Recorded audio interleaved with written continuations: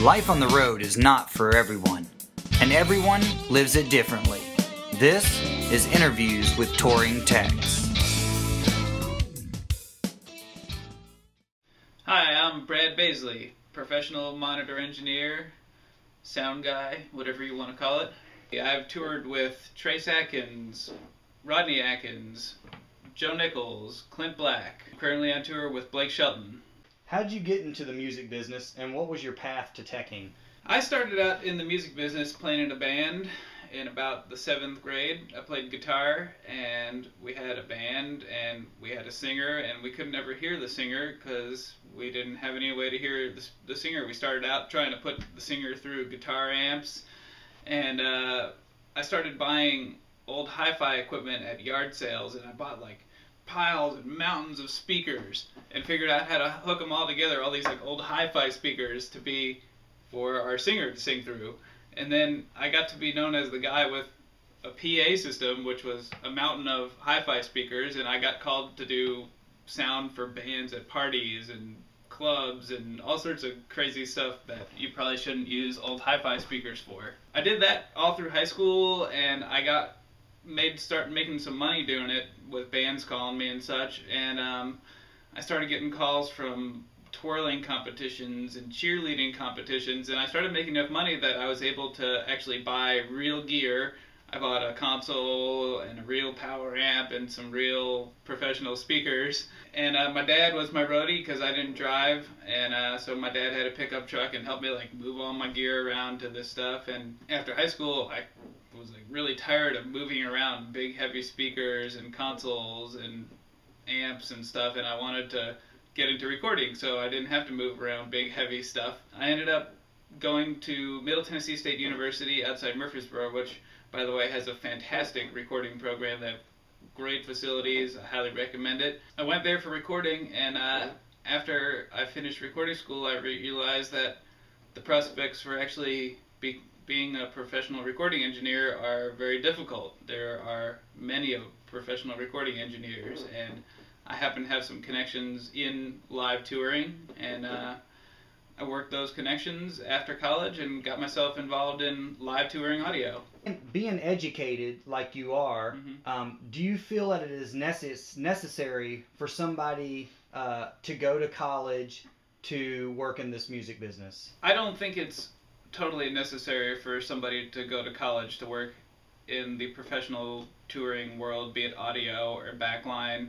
If you're good at what you do, you don't have to have any kind of a degree, and actually to that extent nobody's ever asked me if I have one. I don't think that somebody could learn how to be a professional touring tech or engineer just by what they read on the internet. I think there's a lot more to it, like personality, how you act on the road. Like there's one thing, sure, you can change guitar strings, or sure, you can mix front of house, but there's a lot more to touring than just the mechanics of it. What does it take to be a good tech? I think to be a good tech you have to have good technical skills, obviously, and you have to have good communication skills. You have to be able to explain what you want to do and how you're going to do it, because people, musicians or production managers or anybody, doesn't want you just to like go doing stuff willy-nilly most of the time. They want to know how you're going to get to what you're trying to obtain. Also, to be a good tech, you have to be able to be cool under fire, because things will always go wrong. Every day something will probably go wrong, and you're going to have to figure out a way to fix it. And if you're losing your mind, pulling your hair out, losing your cool, yelling, cursing, stomping around, you're just not going to look good, and you're not going to last a long time. Do you play any instruments? If so, which ones and for how long? I started out playing trumpet in elementary school, and I don't really play much anymore. I still have it. And then I learned to play guitar, which I still sort of play guitar at home. If you want to call it playing the guitar. Once I started working with real musicians, I sort of realized I wasn't. And then about 3 years ago, I bought a set of drums, and can sort of bang on those. But I wouldn't really, in any way, shape, or form, call myself a musician. What is your favorite day off activity on the road?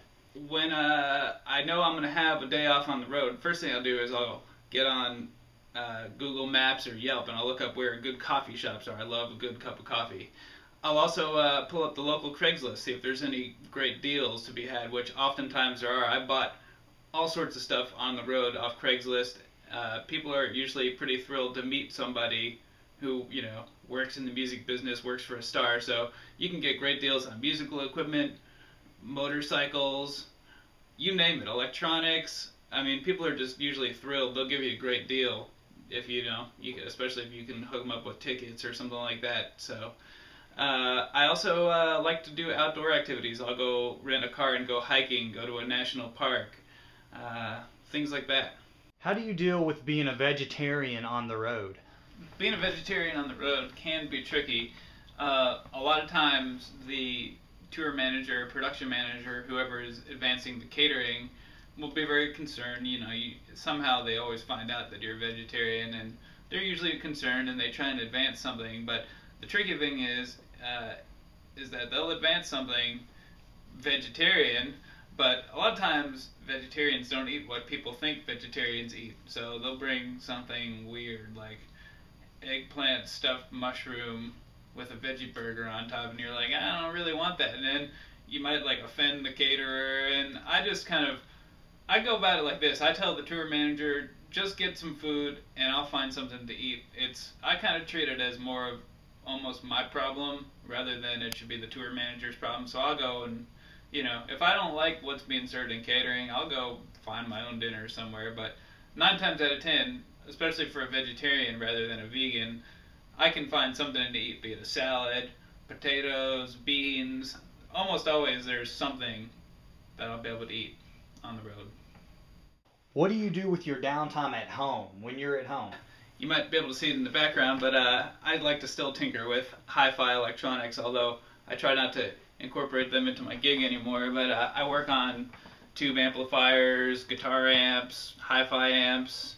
I also am a avid motorcyclist. I work on vintage motorcycles, mopeds, scooters. If it has 2 wheels, I pretty much like it. Are you married? Do you have any kids? I'm married. I don't have any kids. Have a white fluffy dog and a couple cats.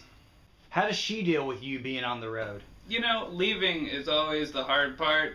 Once you get away from home for a few days, I think that it probably gets a little bit easier for my wife Hannah. And then always coming home is great.